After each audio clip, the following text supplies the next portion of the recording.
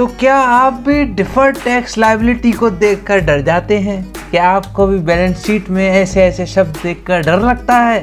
तो आप आ चुके हैं एकदम सही वीडियो में, जिसमें हम आपको डिफर्ड टैक्स लायबिलिटी का और डिफर्ड टैक्स एसेट का क्या मतलब होता है वो ज़रूर बताएंगे इसी वीडियो में। तो बने रहिएगा और सब्सक्राइब भी करिएगा हमारे चैनल को ऐसी ही कमाल की वीडियोस पाने के लिए। तो आइए जानते हैं क्या होता है इसका मतलब। देखिए, डिफर्ड टैक्स लायबिलिटी, सबसे पहले हम ये पढ़ेंगे। डिफर्ड मतलब फ्यूचर में जो हमारी कुछ लायबिलिटी बनेगी, फ्यूचर में जो लायबिलिटी, उसी को हम बोलेंगे डिफर्ड टैक्स लायबिलिटी। नहीं आया समझ में? आओ फिर से ढंग से समझा। देखो, मान लो आपने अकाउंट्स बनाए, ठीक है, और अकाउंट्स बनाने के बाद आपका जो नेट प्रॉफिट निकल के आया वो आया 10 करोड़ रुपए, ठीक। और मान लो इनकम टैक्स चल रहा है 20% का, ठीक है।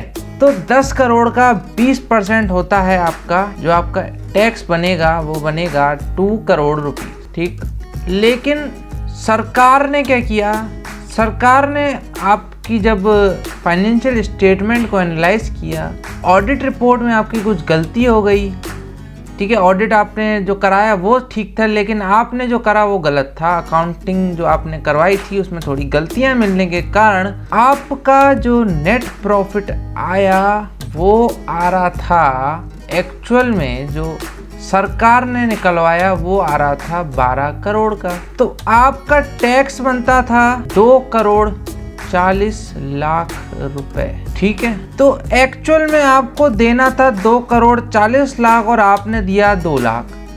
तो यहाँ पे क्या हो रहा है, आपकी जो अकाउंटिंग इनकम है वो कम आ रही है जो आपकी एक्चुअल इनकम है उससे।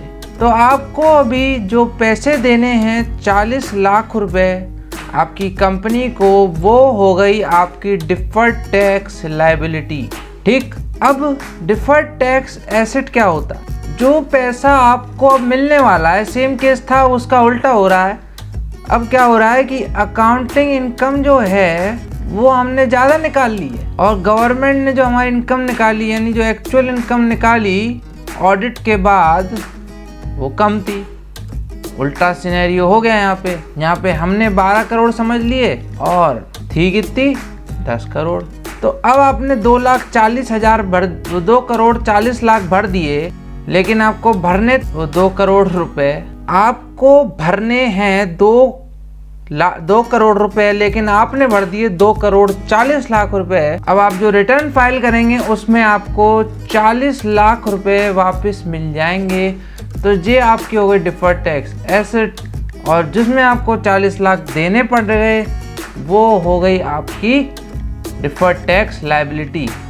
जहाँ देना पड़ेगा बाद में वहाँ पे लायबिलिटी हो गई, और जहाँ लेना है बाद में वो हो गई आपकी डिफर्ड टैक्स एसेट।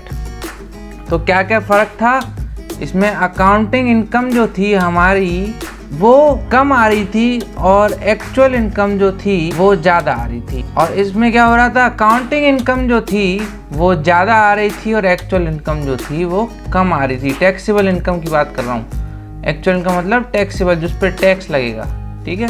तो आशा करता हूँ आपको डिफर्ड टैक्स लायबिलिटी और डिफर्ड टैक्स एसेट का मतलब एकदम बढ़िया तरीके से समझ में आ गया होगा। तो thank you for watching, bye bye. और हाँ, रटना कभी भी नहीं है, सिर्फ समझना अपने को, ठीक है। Thank you so much, bye bye. और हाँ, सब्सक्राइब करना मत भूलना हमारे चैनल को ऐसी ही इंटरेस्टिंग और नॉलेजेबल वीडियोस फ्यूचर में पाने के लिए। So thank you so much, bye bye.